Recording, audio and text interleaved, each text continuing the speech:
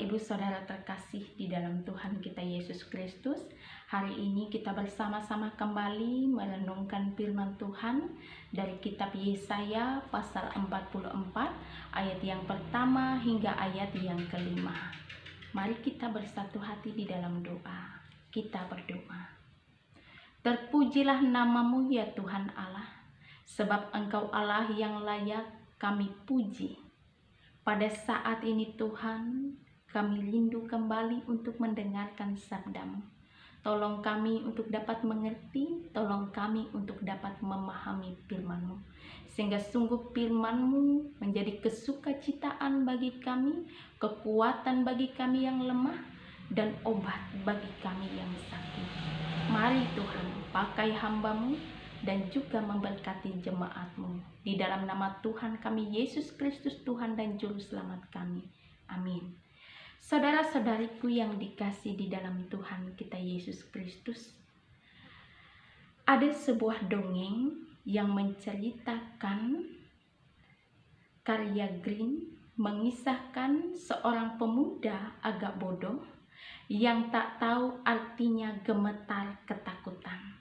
Orang-orang berusaha membuatnya takut dengan menempatkannya di berbagai situasi menyeramkan, tetapi sia-sia.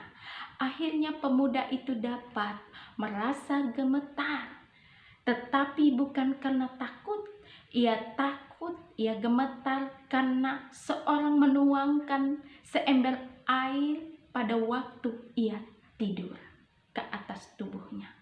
Saudara-saudari, ada yang tidak beres di dalam diri kita jika kita tidak pernah merasa takut. Takut adalah reaksi wajar dan manusiawi terhadap segala macam kesulitan atau bahaya, dan Allah tidak mengutuknya. Namun Allah tidak ingin kita dilumpuhkan oleh ketakutan. Saudara-saudari yang dikasih di dalam Tuhan kita Yesus Kristus, ada 2 kali kata jangan takut di dalam nas Yesaya pasal 44 dengan menggunakan bentuk kata kerja yang mengandung arti berkelanjutan. Dengan kata lain, artinya bahwa bukan jangan takut, tetapi jangan terus-menerus merasa takut. Saudara, sangatlah wajar dan manusiawi jika umat Israel merasa takut, tetapi yang menjadi persoalan ialah dengan ketakutan yang begitu besar dan terus-menerus membuat Israel memandang masalah, memandang kesulitan lebih besar daripada Allah itu sendiri. Saudaraku, kenapa kita tidak perlu merasa takut terus-menerus? Ada 3 alasan dalam nas kita hari ini. Alasan yang pertama ialah kenapa kita tidak perlu merasa takut terus-menerus?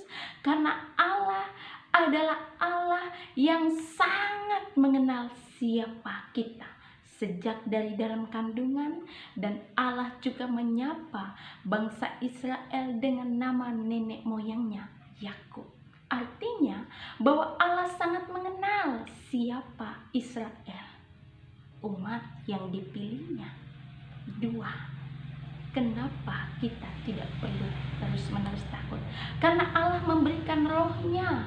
Untuk itu kita tidak perlu merasa takut terus-menerus, bahwa di dalam setiap diri kita roh Allah akan selalu bersama dan beserta dengan kita. Lalu alasan yang ketiga, saudaraku yang dikasih di dalam Tuhan, kenapa kita tidak perlu takut terus-menerus? Karena Allah adalah Allah segala Allah. Allah adalah Allah di atas segala Allah. Di sini bukan kata-kata manusia, tetapi Allah sendiri yang memproklamirkan diri. Sebab Allah tahu bahwa kuasa yang dimiliki oleh dewa-dewi palsu adalah kesia-siaan.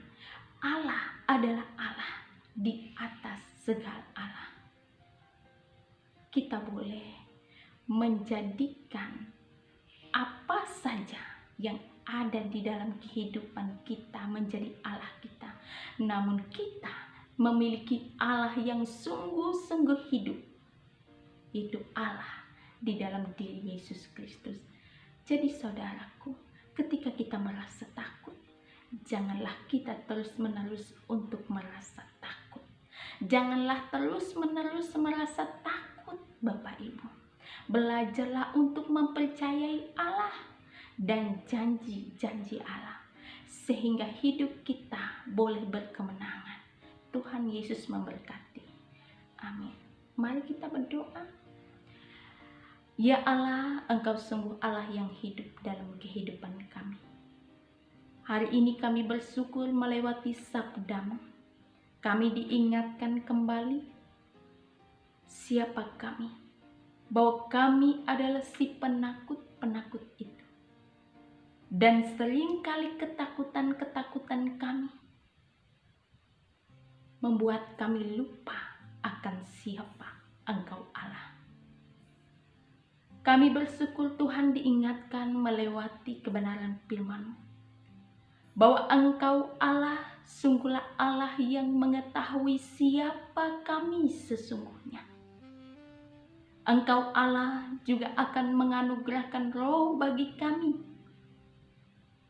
untuk menyertai memberkati hidup kami. Dan juga Engkau Allah di atas segala Allah yang ada di dunia ini. Engkau sungguh Allah yang hidup bagi kami, sehingga kami boleh menguasai ketakutan-ketakutan kami dan tidak terus-menerus hidup dalam ketakutan itu. Terima kasih Allah. Di dalam nama anak-Mu Yesus Kristus kami berdoa. Amin.